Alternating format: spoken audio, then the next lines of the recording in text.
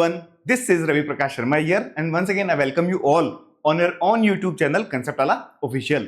Concept वाला official की आज की जो हमारी क्लास रहेगी उस क्लास में क्लास 9th का chapter fundamental unit of life हमने स्टार्ट कर रखा था। उस चैप्टर को आज हम फिनिश करेंगे। उस चैप्टर के जो लास्ट हमारी क्लास हुई थी उसमें लेक्चर 1 में हमने उसमें जो सेल वॉल दी हुई है और प्लाज्मोलाइसिस की जो प्रोसेस एक्सप्लेन की हुई है एनसीईआरटी की बुक में, वहां तक हमने उस चैप्टर को कंप्लीट कर लिया था। आज की क्लास में हम उस चैप्टर को आगे बढ़ाएंगे और जो टॉपिक हम कवर करेंगे उनके बारे में अगर हम बात करें तो आज की क्लास में हम न्यूक्लियस, साइटोप्लाज्म और साइटोप्लाज्म के अंदर जो अलग अलग सेल ऑर्गेनल्स होते हैं उनकी और सेल डिवीजन, इन सबकी स्टडी आज हम करने वाले हैं। पर अभी तक अगर आपने वो वीडियो नहीं देखा है फर्स्ट वाला, तो इस वीडियो के डिस्क्रिप्शन में उसका लिंक प्रोवाइड किया हुआ है, एक बार वो वीडियो आप देख लीजिए। उसके बाद इस वीडियो पर आएंगे तो आपका एक सही सीक्वेंस में ये चैप्टर कंप्लीट होगा। क्लास स्टार्ट करने से पहले अगर अभी तक आपने इस चैनल को सब्सक्राइब नहीं किया तो चैनल को सब्सक्राइब कर लीजिए, जिससे यहां से जैसे ही कोई क्लास अपलोड की जाती है आपको इंफॉर्मेशन मिल जाए और आप इजीली उस क्लास को अप्रोच कर सकें। तो चलिए बात करते हैं आज की क्लास की। आज की क्लास में हम स्टार्ट करते हैं, हमारे नोट्स के अकॉर्डिंग हम चलेंगे। नोट्स में अगर आप स्क्रीनशॉट लेना चाहें तो उसका मैं आपको टाइम दूंगा, पर पहले थोड़ा सा हम समझ लेते हैं। सबसे पहले देखिए हम स्टार्ट करते हैं अपना टॉपिक आज का, द न्यूक्लियस। सेल में हमने ये स्टडी किया था कि हर सेल के सेंटर में एक न्यूक्लियस होता है। आज हम बात करते हैं कि ये न्यूक्लियस किस तरह की स्ट्रक्चर होती है, उसकी स्ट्रक्चर क्या है और इसकी इंपॉर्टेंस क्या है, ये क्या फंक्शन एक सेल के लिए परफॉर्म करता है, उसकी अगर हम बात करें तो देखिए सबसे पहले जो न्यूक्लियस है वो कंट्रोल करता है सेल के डिवीजन को, सेल्यूलर रिप्रोडक्शन को, वो प्रोसेस जिससे एक सेल डिवाइड होकर दो नई सेल्स क्रिएट करती हैं, उनको ये कंट्रोल करता है। इसके अलावा एनवायरनमेंट के साथ मिलकर न्यूक्लियस ये डिसाइड करता है कि एक सेल का जो फ्यूचर है वो क्या होगा। जब एक सेल क्रिएट होती है तो मैच्योर होने पर वो किस टाइप की सेल के अंदर ग्रो होगी और कौन से फंक्शन वो बॉडी के अंदर परफॉर्म करेगी, ये सब कुछ डिसाइड करने वाला होता है न्यूक्लियस। और ये कैसे करता है? ये सेल के अंदर चलने वाली जो जितनी भी केमिकल प्रोसेसेस होती हैं उनको कंट्रोल करके करता है। तो इसलिए इसे एक सेल का ब्रेन या कंट्रोल सेंटर भी कहा जाता है। ये एक सेल का कंट्रोल सेंटर है, उसका ब्रेन है कौन? न्यूक्लियस।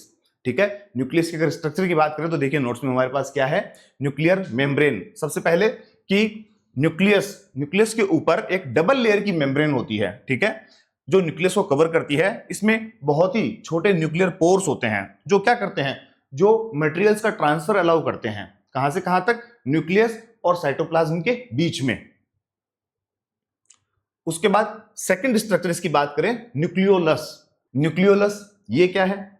देखिए जैसे हर सेल के सेंटर में न्यूक्लियस होता है, वैसे ही न्यूक्लियस का भी एक छोटा सेंटर होता है जिसे हम नाम देते हैं न्यूक्लियोलस। फंक्शन क्या है इसका?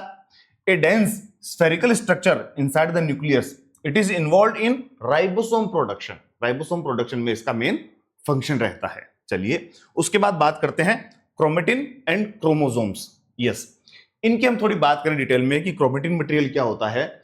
देखिए जब हम न्यूक्लियस के अंदर देखते हैं तो हमें एक थ्रेड लाइक स्ट्रक्चर, एक धागे जैसी स्ट्रक्चर बिल्कुल टेंगल्ड, आपस में उलझी हुई सी दिखाई देती है, ठीक है, वो है क्रोमेटिन मटेरियल। जब एक सेल डिवाइड होने वाली होती है तो ये क्रोमेटिन मटेरियल ऑर्गेनाइज होता है दोबारा से और कन्वर्ट हो जाता है क्रोमोसोम्स में। क्रोमोसोम्स के अंदर सारी हेरिडिटी की इंफॉर्मेशन होती है in the form of DNA, deoxyribo nucleic acid. Actually chromosomes क्या करते हैं? हेरिडिटिकल इंफॉर्मेशन को कंट्रोल करते हैं। कैसे कंट्रोल करते हैं? कि ये एक जनरेशन से दूसरी जनरेशन के अंदर जो इंफॉर्मेशन जानी है वो सारी इंफॉर्मेशन कैरी करने का काम करता है डीएनए। और क्रोमोसोम्स बने हुए होते हैं डीएनए के। डीएनए का हर एक जो फंक्शनल यूनिट होता है, छोटी यूनिट होती है जो एक एक अलग अलग ट्रेट को कंट्रोल करती है, उसे नाम दिया जाता है जीन। तो आप मेरी बात समझे कि सबसे जो बड़ी स्ट्रक्चर है वो क्रोमेटिन मटेरियल है, धागे जैसी स्ट्रक्चर है, न्यूक्लियस के सेंटर में होती है। जब सेल डिवाइड करने वाली होती है तो ये जो क्रोमेटिन मटेरियल है, ये जो थ्रेड लाइक स्ट्रक्चर है, ये कंडेंस होती है और क्रोमोसोम्स बना देती है।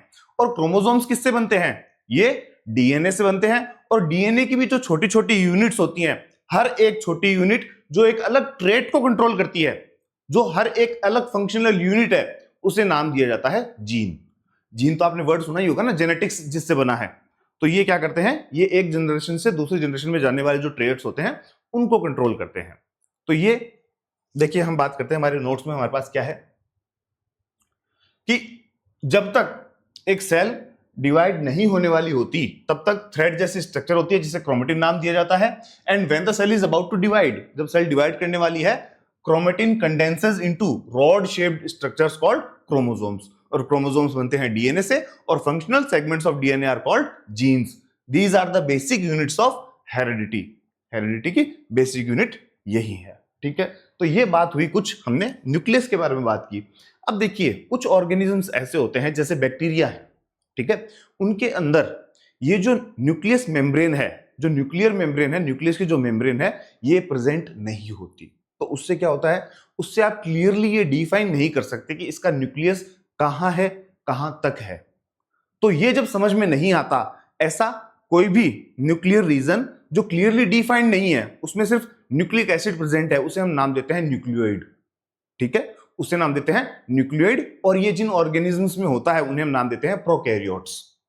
प्रो जो वर्ड है, प्रो वर्ड का मतलब यहां है ओल्डर टाइम्स का, पुराना, और कैरियोट, कैरियोट मींस न्यूक्लियस।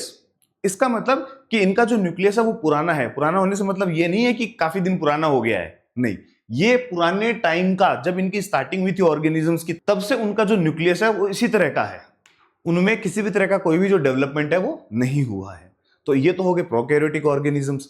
और दूसरी तरफ होते हैं यूकैरियोटिक ऑर्गेनिजम्स। यूकैरियोटिक ऑर्गेनिजम्स, इनकी खास बात ये है यूईयू, यू का मतलब है न्यू, मतलब इनके अंदर जो कैरियोट होता है, इनके अंदर जो न्यूक्लियस होता है वो नया होता है। नया न्यूक्लियस कैसा है, वेल डिफाइंड है, उसके अंदर न्यूक्लियर मेम्ब्रेन प्रेजेंट होती है, आपको क्लियरली पता चलता है कि न्यूक्लियस कहां है और कहां तक उसकी लिमिट है, ये आपको क्लियरली दिखाई देता है, तब वो होता है यूकैरियोटिक सेल, ठीक है।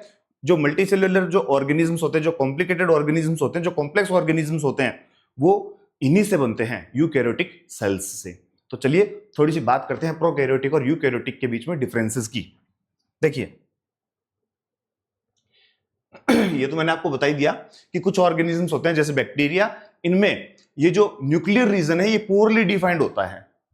किस रीजन से, due to absence of a nuclear membrane, and such an undefined nuclear region containing only nucleic acid is called a nucleoid. Differences की बात करें प्रोकैरियोटिक और यूकैरियोटिक सेल्स में, पहले साइज की बात कर लेते हैं। साइज प्रोकैरियोटिक सेल्स की जनरली स्मॉल होती है, 1 to 10 माइक्रोमीटर, और यूकैरियोटिक सेल्स ये इनसे बड़ी होती हैं, जनरली 5 to 100 माइक्रोमीटर तक, ठीक है। न्यूक्लियर रीजन की बात करें, हमने अभी बात की प्रोकैरियोटिक सेल्स, इनके अंदर पुअरली डिफाइंड न्यूक्लियर रीजन होता है जिसमें न्यूक्लियर मेम्ब्रेन भी नहीं होती, उसे कहा जाता है न्यूक्लियोइड। जबकि इसके अंदर बिल्कुल clearly well defined and surrounded by A nuclear membrane, ऐसा एक न्यूक्लियस प्रेजेंट होता है। उसके बाद chromosome count, chromosome count, prokaryotic cells के अंदर सिंगल क्रोमोसोम होते हैं और इनके अंदर मोर देन 1 क्रोमोसोम्स प्रेजेंट होते हैं। मेम्ब्रेन बाउंड ऑर्गेनल्स, यस, इसकी बात करें, देखिए सेल ऑर्गेनल्स, एक सेल के अलग अलग जो ऑर्गन्स होते हैं, जैसे हमारी बॉडी के अलग अलग ऑर्गन्स हैं, वैसे सेल को अगर एक पूरी बॉडी माना जाए तो उसमें भी अलग अलग फंक्शन परफॉर्म करने वाले अलग अलग ऑर्गेनल्स होते हैं, उनकी हम अभी बात करेंगे।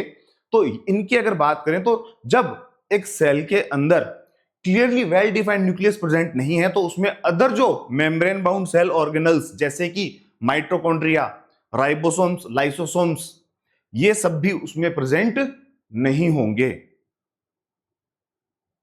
तो इनके अंदर ये मेम्ब्रेन बाउंड जो ऑर्गेनल्स हैं वो एब्सेंट होते हैं, जैसे माइटोकॉन्ड्रिया, प्लास्टिड्स, एंडोप्लाज्मिक रेटिकुलम, ये सब एब्सेंट हैं। जबकि यूकैरियोटिक सेल्स के अंदर जो मेम्ब्रेन बाउंड सेल ऑर्गेनल्स हैं वो प्रेजेंट होते हैं, जैसे mitochondria, endoplasmic reticulum, Golgi apparatus, ये सभी इसमें प्रेजेंट होते हैं।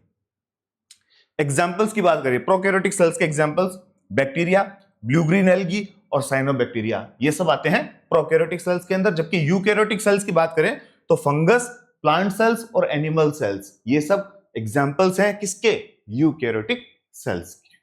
चलिए अब हम बात करते हैं आगे, थोड़ा सा और चलें तो आते हैं हम साइटोप्लाज्म पर। साइटोप्लाज्म क्या है, साइटोप्लाज्म देखिए, हमने बात की थी सेल की स्ट्रक्चर के बारे में, तो ये जाना था कि सेल के सबसे बाहर सेलुलर मेम्ब्रेन होती है। अब ये सेल मेम्ब्रेन है और बीच में न्यूक्लियस होता है। सेल मेम्ब्रेन और न्यूक्लियस के बीच में एक फ्लूइड भरा रहता है और उस फ्लूइड को हम नाम देते हैं साइटोप्लाज्म।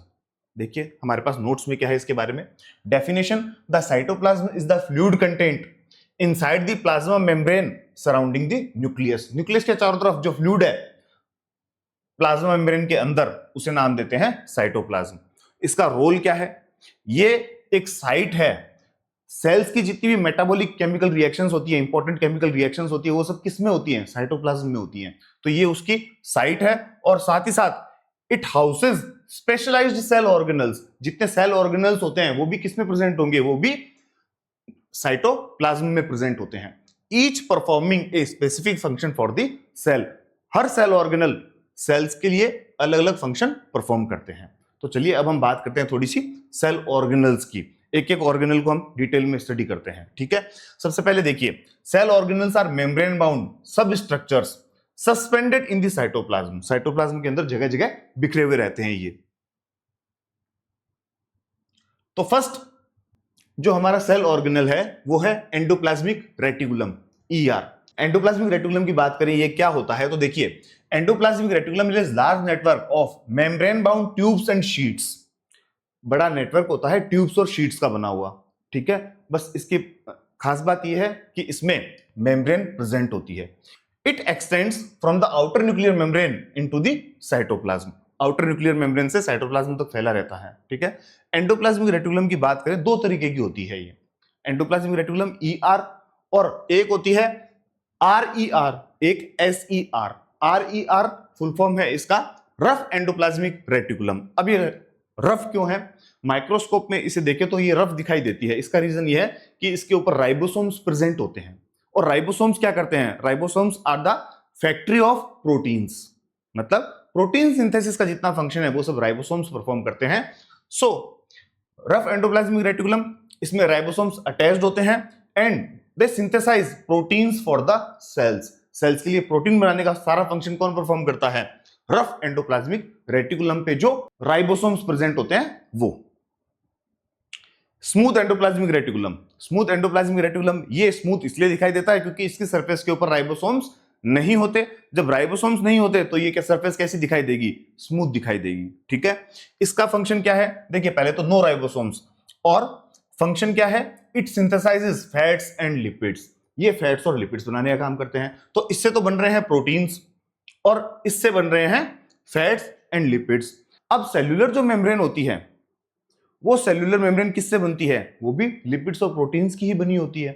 तो वो वाली प्रोसेस जिससे यहां जो लिपिड्स बन रहे हैं, जो प्रोटीन्स बन रहे हैं, इनसे सेल्यूलर मेम्ब्रेन बनती है, उस प्रोसेस को नाम दिया जाता है मेम्ब्रेन बायोजेनेसिस। बहुत इंपॉर्टेंट है, याद रखिएगा। ये क्वेश्चन अल्टरनेट ईयर्स पे एग्जाम्स में आता रहता है, ठीक है। बात करें मेम्ब्रेन बायोजेनेसिस क्या है? Some of the proteins and lipids produced by rough endoplasmic reticulum and smooth endoplasmic reticulum help in building the cell membrane. ये प्रोटीन्स और लिपिड्स जो मिलके सेल मेम्ब्रेन बनाते हैं, this process is called membrane biogenesis. ये है membrane biogenesis. अच्छा, इसके अलावा अगर हम बात करें, कुछ प्रोटीन्स और लिपिड्स हैं वो ये भी फंक्शन परफॉर्म करते हैं, कुछ एंजाइम्स के रूप में और कुछ हार्मोन्स के रूप में, ठीक है। कुछ होते हैं जो एज ए एंजाइम फंक्शन करते हैं और कुछ हार्मोन्स के फॉर्म में। नेक्स्ट इसका फंक्शन है डिटॉक्सिफिकेशन रोल। डिटॉक्सिफिकेशन रोल कि वर्टिब्रेट जो ऑर्गेनिजम्स होते हैं उनकी लिवर सेल्स के अंदर स्मूथ एंडोप्लाज्मिक रेटिकुलम जो है उसका एक बहुत इंपॉर्टेंट रोल होता है कि ये अलग अलग टाइप के पॉइजन्स और जो ड्रग्स होते हैं उनको डिटॉक्सिफाई करता है स्मूथ एंडोप्लाज्मिक रेटिकुलम, ठीक है। ये फंक्शन परफॉर्म करता है स्मूथ एंडोप्लाज्मिक रेटिकुलम। और लास्ट में मैं सबसे इंपॉर्टेंट एंडोप्लाज्मिक रेटिकुलम का ओवरऑल अगर फंक्शन की बात करूं तो ये क्या करता है? It serves as a channel. मतलब ये एक रास्ता प्रोवाइड करता है किसके लिए? मटेरियल्स का ट्रांसपोर्टेशन। किसके किसके बीच में? या तो साइटोप्लाज्म के अलग अलग जो रीजन्स होते हैं उनके बीच में जितना ट्रांसपोर्टेशन होता है वो सारा का सारा एंडोप्लाज्मिक रेटिकुलम की हेल्प से होता है, या फिर साइटोप्लाज्म और न्यूक्लियस के बीच में आपस में जो भी मटेरियल्स का एक्सचेंज होता है वो भी एंडोप्लाज्मिक रेटिकुलम ही सपोर्ट करता है, ठीक है। तो यहां इसका ये फंक्शन कंप्लीट होता है। नेक्स्ट ऑर्गेनल की अगर हम बात करें तो ये है गोल्जी अपैरेटस। गोल्जी अपैरेटस, देखिए इसकी discovery, it was first discovered by Camillo Golgi. Camillo Golgi ने इसको डिस्कवर किया था और उसी के नाम पे इसे गोल्जी अपैरेटस कहा जाता है। स्ट्रक्चर इसमें भी वही है, मेम्ब्रेन बाउंड शीट्स टाइप है। देखिए, consist of a system of membrane bound vesicles arranged parallel to each other. खूब सारी वेसिकल्स होती हैं, एक दूसरे के पैरेलल अरेंज्ड होती है और सबको मिला के कहा जाता है सिस्टर्न।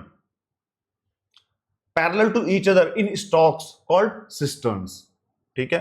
फंक्शंस, गोल्जी अपैरेटस के क्या फंक्शन है? देखिए गोल्जी अपैरेटस सबसे पहले जो भी मटेरियल सिंथेसाइज होते हैं एंडोप्लाज्मिक रेटिकुलम के पास में, ठीक है, जो भी मटेरियल सिंथेसाइज होते हैं एंडोप्लाज्मिक रेटिकुलम के पास में, उनको थोड़ा पैकेज करना, मॉडिफाई करना और स्टोर करना, ये सारे फंक्शन परफॉर्म करता है गोल्जी अपैरेटस। एक और इंपॉर्टेंट फंक्शन इसका यह है कि सिंपल शुगर्स से कॉम्प्लेक्स शुगर प्रोड्यूस करना, यह भी गोल्जी अपैरेटस करता है कुछ जगह। ये इसका हर जगह यूनिवर्सल फंक्शन नहीं है, कई जगह ये वाला फंक्शन भी परफॉर्म करता है।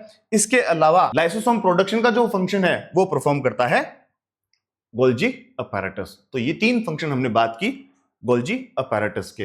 ये जो भी हम बात कर रहे हैं ये सब कुछ नोट्स के अंदर नोट किया हुआ है, आपको जैसे भी कन्वीनियंट लगे आप चाहे इनके स्क्रीनशॉट ले लेना या फिर वीडियो को पॉज करके इनको आप नोट कर लेना, उसका मैं आपको टाइम दूंगा। अभी थोड़ा सा चैप्टर को आगे बढ़ाते हैं, बात करते हैं लाइसोसोम्स की। कि अभी हमने देखा कि जो गोल्जी अपैरेटस है वो लाइसोसोम्स प्रोड्यूस करता है, तो ये लाइसोसोम्स क्या है? देखिए लाइसोसोम्स की अगर हम बात करें तो ये कुछ मेम्ब्रेन बाउंड ऑर्गेनल्स होते हैं, ठीक है, मेम्ब्रेन से बने हुए ऑर्गेनल्स हैं। इनके अंदर क्या रहते हैं? इनके अंदर डाइजेस्टिव जूसेस फिल होते हैं, और ये डाइजेस्टिव जूसेस इतने पावरफुल होते हैं कि किसी भी ऑर्गेनिक मटेरियल को इजीली डाइजेस्ट कर सकते हैं, ठीक है, किसी भी ऑर्गेनिक मटेरियल को इजीली डाइजेस्ट कर सकते हैं। इसलिए ये सेल की जो क्लीनिंग फंक्शन है वो परफॉर्म करते हैं, सेल को क्लीन रखने का फंक्शन परफॉर्म करते हैं। एक तरीके से सेल का वेस्ट डिस्पोजल सिस्टम है लाइसोसोम्स। बात करते हैं, देखिए definition, membrane bound sacs filled with powerful digestive enzymes, और वो बनाता कौन है? Rough endoplasmic reticulum. फंक्शन क्या है लाइसोसोम्स का? They form the waste disposal system of the cell, cell का वेस्ट डिस्पोजल सिस्टम।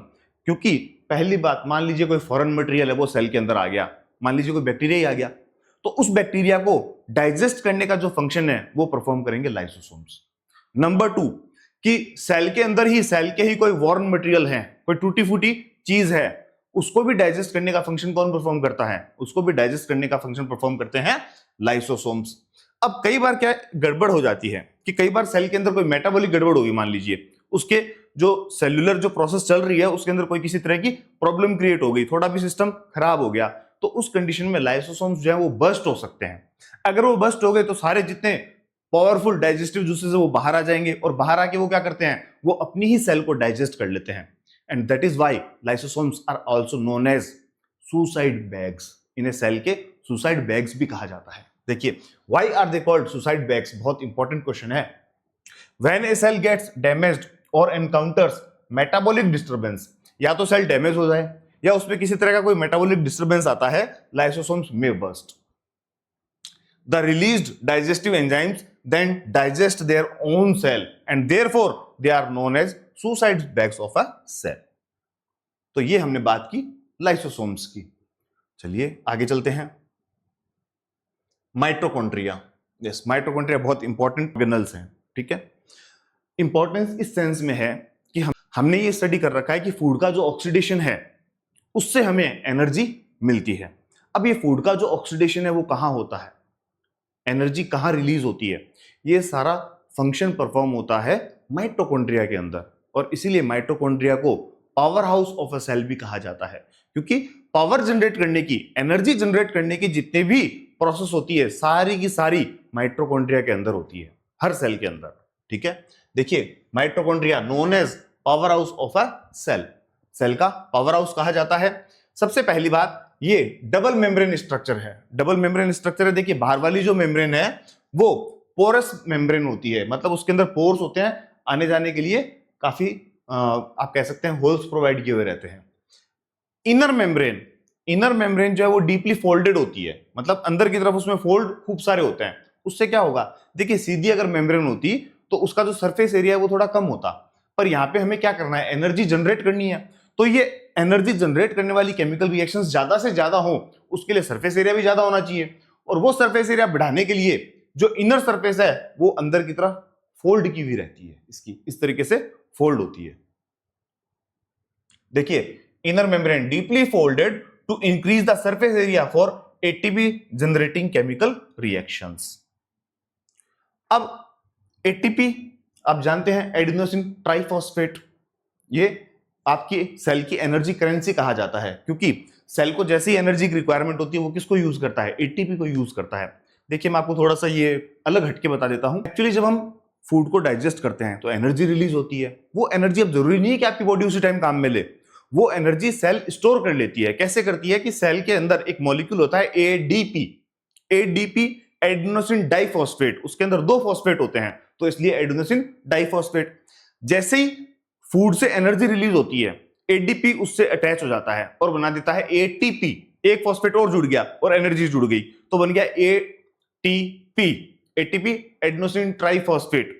अब ये जो एटीपी है ये एक तरीके से सेल का करेंसी हो गया, एनर्जी करेंसी, कि जैसे हम जरूरत पड़ने पर करेंसी खर्च करते हैं और जो भी सामान हमें चाहिए वो हम ले लेते हैं, ठीक वैसे ही सेल को किसी भी फंक्शन के लिए जब एनर्जी की रिक्वायरमेंट होगी तो वो क्या करेगी, अपने एटीपी को ब्रेक कर लेगी। एटीपी को ब्रेक करेगी तो एडीपी बनेगा और वापस जो एनर्जी उसमें जुड़ी थी वो एनर्जी वापस रिलीज हो जाएगी और जिस भी फंक्शन के लिए सेल को चाहिए वो फंक्शन परफॉर्म कर लिया जाएगा। तो इस तरीके से एडीपी एटीपी अपना फंक्शन परफॉर्म करते हैं। यूनिक फीचर माइटोकॉन्ड्रिया की अगर बात करें तो माइटोकॉन्ड्रिया इस सेंस में बहुत ही अलग है कि इसमें खुद का डीएनए प्रेजेंट होता है और साथ ही साथ राइबोसोम्स भी प्रेजेंट होते हैं, इसलिए अपने खुद के कुछ प्रोटीन्स ये खुद सिंथेसाइज कर सकता है। कौन? Mitochondria. Unique feature mitochondria have their own DNA and ribosomes allowing them to make some of their own proteins. कुछ अपने प्रोटीन्स ये खुद जनरेट कर सकते हैं, ये ध्यान में रखिएगा। अभी एक और ऑर्गेनल हम ऐसा ही स्टडी करेंगे, उसके बाद एक इंपॉर्टेंट क्वेश्चन की बात करेंगे और वो इंपॉर्टेंट ऑर्गेनल है प्लास्टिड्स। प्लास्टिड्स आप जानते हैं एनिमल सेल के अंदर तो प्लास्टिड्स होते नहीं है, ये सिर्फ प्लांट सेल्स के अंदर प्रेजेंट होते हैं। एक्चुअली प्लास्टिड्स 2 टाइप के होते हैं, एक होते हैं क्रोमोप्लास्ट और एक होते हैं ल्यूकोप्लास्ट।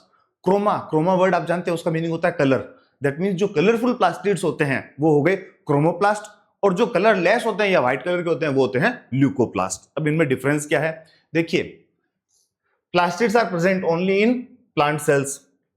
सबसे पहले क्रोमोप्लास्ट की बात करें, ये कलर्ड प्लास्टिड्स होते हैं और कलर्ड में भी ग्रीन कलर अगर प्रेजेंट है तो वो किसमें होते हैं? वो chloroplast. Chloroplast contain chlorophyll for photosynthesis. Photosynthesis के लिए जो क्लोरोफिल होता है वो किसमें प्रेजेंट होता है?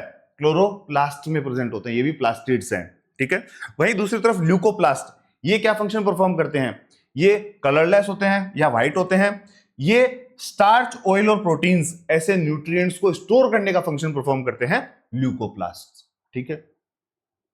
अब एक खास बात करते हैं कि वही जैसे माइटोकॉन्ड्रिया के पास में खुद का डीएनए होता है, खुद के कुछ राइबोसोम्स होते हैं, वैसे ही प्लास्टिड्स हैं उनके पास में भी खुद का डीएनए और खुद के राइबोसोम्स प्रेजेंट होते हैं। और ये एक इंपॉर्टेंट क्वेश्चन है, कई बार एग्जाम्स के अंदर ये पूछा जाता है कि उन 2 सेल ऑर्गेनल्स के नाम बताइए जिनके पास खुद के डीएनए और खुद के राइबोसोम्स प्रेजेंट होते हैं। तो वो कौन से होंगे? माइटोकॉन्ड्रिया होगा और प्लास्टिड्स होंगे, ठीक है। चलिए उसके बाद बात करते हैं सेल ऑर्गेनल्स के रूप में वैक्यूल्स की। वैक्यूल्स का रोल प्लांट सेल्स के अंदर ज्यादा होता है, एनिमल सेल के अंदर इनका रोल कम होता है। हालांकि ये प्रेजेंट होती हैं, ठीक है, पर परमानेंट नहीं होती, कई बार और होती भी हैं तो बहुत बड़े साइज की नहीं होती। डेफिनेशन ये होते हैं स्टोरेज सैक्स फॉर सॉलिड और लिक्विड कंटेंट्स, सॉलिड और लिक्विड कंटेंट को स्टोर करने के लिए।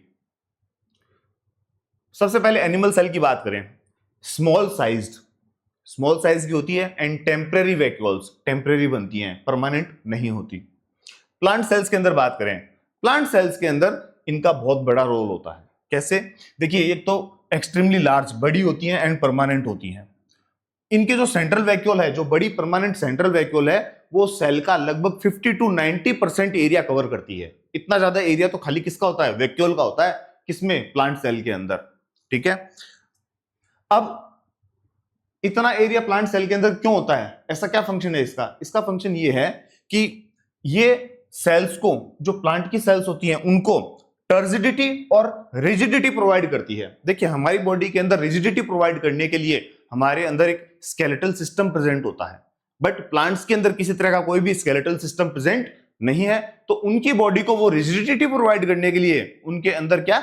वैक्यूल्स प्रेजेंट होती हैं। वैक्यूल्स क्या करती हैं? ये amino acids, sugar organic acids और प्रोटीन्स इनको स्टोर करने का फंक्शन प्लांट के अंदर परफॉर्म करती हैं, प्लांट सेल्स के अंदर। ठीक है, आगे चलें। आगे प्लांट सेल और एनिमल सेल में कंपैरिजन किया गया है। कंपैरिजन से पहले मैं आपको बता दूं, एनसीईआरटी की बुक के अंदर प्लांट सेल और एनिमल सेल इनके डायग्राम दिए हुए हैं। डायग्राम आप पहले भी स्टडी कर चुके हैं, लेकिन इस बार अच्छे से कर लेना, क्योंकि प्लांट सेल या एनिमल सेल में से एक ड्रॉ करना कई बार आपके एग्जाम्स में पूछा गया है और अभी भी इसके चांसेस है कि एग्जाम्स के अंदर आ सकते हैं। इनके कंपेयर करें हम प्लांट सेल और एनिमल सेल में क्या डिफरेंसेस हैं, तो देखिए पॉइंट वाइज करेंगे। सबसे पहले बात करते हैं सेल वॉल की। सेल वॉल हमने पहले भी बात की थी, सेल वॉल के बारे में अलग से हमने टॉपिक ही स्टडी किया था। हमारी लास्ट क्लास जो भी हमने थोड़ी देर पहले लेक्चर 1 की बात की थी, उसमें ये जाना था कि सेल वॉल प्लांट सेल के अंदर प्रेजेंट होती हैं और किसकी बनती है, सेल्यूलोज की बनती हैं, जबकि एनिमल सेल्स के अंदर ये एब्सेंट होती है, उसमें सेल वॉल नहीं होती। प्लास्टिड्स और क्लोरोप्लास्ट, ये भी अभी जस्ट बात की है कि प्लांट सेल के अंदर ये प्रेजेंट होते हैं प्लास्टिड्स, जबकि एनिमल सेल के अंदर प्लास्टिड्स नहीं होते, उनका कोई काम नहीं है। ठीक है, वैक्यूल, वैक्यूल प्लांट सेल्स के अंदर सिंगल होती हैं और लार्ज होती हैं। ठीक है, वेरी लार्ज सेंट्रल वैक्यूल, जबकि एनिमल सेल के अंदर टेम्पररी होती हैं और बहुत स्मॉल साइज की होती हैं। सेंट्रियोल और सेंट्रोसोम्स, ये प्लांट्स में, हायर प्लांट्स में ये एब्सेंट होते हैं, जबकि एनिमल सेल्स में ये प्रेजेंट होते हैं और सेल डिवीजन में अपनी हेल्प करते हैं। Size and shape, size and shape, plant की जो सेल्स होती हैं वो साइज में थोड़ी बड़ी होती हैं और इनकी फिक्स्ड रेक्टेंगुलर शेप होती है प्लांट सेल्स की, जबकि एनिमल सेल्स साइज में तो थोड़ी स्मॉल होती हैं पर उनकी कोई फिक्स शेप नहीं होती, इरेगुलर शेप की होती हैं। ये कोई रेगुलर शेप नहीं है इनकी, किसकी, एनिमल सेल की। तो ये डिफरेंसेस हो गए प्लांट सेल्स और एनिमल सेल्स में। चलिए आगे चलते हैं थोड़ा। अब देखिए, अब आ गया हमारा लास्ट टॉपिक आज की क्लास का, सेल डिवीजन। सेल डिवीजन, सबसे पहले बात ही कर लेते हैं कि सेल डिवीजन की रिक्वायरमेंट क्या है। सबसे पहली बात कि बॉडी को ग्रो करने के लिए जो नई सेल्स की रिक्वायरमेंट होगी वो कहां से आएंगी, जब पुरानी सेल्स डिवाइड होंगी, नई सेल्स बनाएंगी, तभी तो होगा। तो एक तो सेल डिवीजन की ये रिक्वायरमेंट है। दूसरी बात, जो सेल्स डैमेज हो गई या जो ऑर्गेनल्स डैमेज हो गए उनको रिप्लेस करने के लिए आपको नई सेल्स की रिक्वायरमेंट होगी। तो दो तो ये हो गई चीजें। एक इंपॉर्टेंट चीज ये है कि रिप्रोडक्शन की प्रोसेस के लिए गैमेट्स प्रोड्यूस किए जाते हैं। गैमेट्स बनते हैं ना, 8th क्लास में वगैरह में आपने स्टडी किया है कि मेल के अंदर जो गैमेट्स बनते हैं उनको हम स्पर्म और फीमेल के अंदर जो गैमेट्स बनते हैं उनको एग नाम देते हैं। तो ये जो प्रोड्यूस होते हैं ये भी सेल डिवीजन की प्रोसेस से ही होते हैं, बस इनमें थोड़ा सा डिफरेंस होता है। क्या डिफरेंस रहता है, ये हम बात करते हैं। दो टाइप के अलग अलग जो सेल डिवीजन होते हैं उनकी बात करेंगे। सबसे पहले mitosis. Mitosis division for growth, ये ग्रोथ के लिए होता है ये डिवीजन। देखिए पर्पस क्या है माइटोसिस का, माइटोसिस क्या है, एक तरह का सेल डिवीजन है जिसका पर्पस क्या है, process of cell division used for general body growth and tissue repair. Body की ग्रोथ करवानी है, चाहे किसी भी तरह का कोई टिश्यू का रिपेयर करना है, तो उसके लिए जो सेल डिवीजन होगा वो होगा माइटोसिस। अब इसमें माइटोसिस में होता क्या है कि वन मदर सेल जो होती है वो डिवाइड करके दो डॉटर सेल बनाती है और उन दोनों डॉटर सेल के अंदर क्रोमोसोम्स का नंबर सेम वही रहता है जो मदर सेल के अंदर होता है। उतने ही क्रोमोसोम्स होते हैं जितने मदर सेल के अंदर होते हैं। देखिए mechanism, one mother cell divides to form two identical daughter cells, दो एक जैसी डॉटर सेल्स बनती हैं। एंड क्रोमोसोम काउंट की बात करें, the daughter cells have the same number of chromosomes as the mother cells, और इस कंडीशन को बोलते हैं डिप्लॉइड। ठीक है, अब बात करें मियोसिस। मियोसिस ये वाला जो डिवीजन है ये सिर्फ रिप्रोडक्शन के पर्पज से बॉडी करती है। ठीक है, रिप्रोडक्शन के लिए जो गैमेट्स प्रोड्यूस किए जाते हैं उनके अंदर मियोसिस को काम में लिया जाता है। पर्पस देखिए, specific division occurring in reproductive organs और tissues to form gametes. Gametes कौन से, स्पर्म या एग्स बनाने के लिए इस तरह का जो डिवीजन है उसको काम में लिया जाता है। अब इसमें मैकेनिज्म पे ध्यान दीजिएगा, it involves two consecutive divisions, दो लगातार डिविजन्स होते हैं जिससे एक जो मदर सेल है, सिंगल मदर सेल, उससे 4 नई डॉटर सेल्स बनती हैं। 4 daughter cells are produced from one single mother cell. अच्छा, क्रोमोसोम काउंट की बात करें तो क्रोमोसोम काउंट क्या होता है, जो नई सेल बनती है उसके अंदर पहले वाली सेल से हाफ क्रोमोसोम्स होते हैं, आधे क्रोमोसोम होते हैं। इसका रीजन क्या हो सकता है, एनसीईआरटी की बुक के अंदर लास्ट में आपके ऊपर छोड़ा हुआ है कि आप बताइए इसका क्या रीजन हो सकता है। देखिए इसके रीजन की बात करें तो देखिए आपको पता है रिप्रोडक्शन की प्रोसेस जब होती है तो जब फर्टिलाइजेशन होता है तो फर्टिलाइजेशन के टाइम क्या होता है, एक सेल मेल पेरेंट्स से आती है और दूसरी फीमेल पेरेंट्स से। जैसे स्पर्म आएगा मेल से और एग आएगा फीमेल से, जब दोनों आपस में मिक्स होंगे तो क्या होगा, इसमें हाफ क्रोमोसोम्स है इसमें हाफ क्रोमोसोम्स है, दोनों वापस मिलके उसी नंबर में क्रोमोसोम्स हो जाएंगे जो मदर सेल में थे। अगर मान लीजिए हाफ नहीं हुए तो क्या होता कि हर बार जितनी बार फर्टिलाइजेशन होता क्रोमोसोम डबल होता जाता, क्योंकि इधर से वन अगर आता इधर से वन अगर आता, हाफ नहीं आके वन आता तो वन इधर से वन वन मिलके कितने 2 हो जाते, फिर 2 और 2 कभी मिलते तो 4 हो जाते, तो इससे क्या होता क्रोमोसोम हर बार डबल होते जाते। तो इस चीज को, इस प्रॉब्लम को सॉल्व करने के लिए देखिए बॉडी ने कितना अच्छा तरीका निकाल रखा है कि हर बार जब रिप्रोडक्टिव सेल्स बनती हैं और सारी सेल्स के अंदर तो ये माइटोसिस की प्रोसेस होती है और सारे सेल डिविजन्स के अंदर उसमें उतने ही क्रोमोसोम्स रहते हैं जितने मदर सेल के अंदर होते हैं। पर यहां पे देखिए, यहां पर एक सेल से 4 सेल्स बनेंगी और उनके अंदर क्रोमोसोम्स का नंबर रहता है हाफ। ठीक है, तो चलिए ये हमने बात कर ली। देखिए chromosome count, the new cells have only half the number of chromosomes compare to mother cell. Haploid condition ये है। This ensures chromosome number remains balanced upon fertilisation. Fertilisation के बाद में क्रोमोसोम्स उतने बैलेंस नंबर में वापस आ जाते हैं। तो ये था आपका चैप्टर, यहां कंप्लीट होता है the fundamental unit of life. Chapter आपने पढ़ा, आपको अच्छी लगी क्लास तो क्लास को लाइक कीजिएगा, शेयर भी कीजिएगा और फिर से आपसे कह रहा हूं चैनल को सब्सक्राइब करके रखिए। बहुत जल्द आपसे मिलते हैं किसी और क्लास में किसी और नए चैप्टर के साथ। तब तक के लिए goodbye, have a nice day.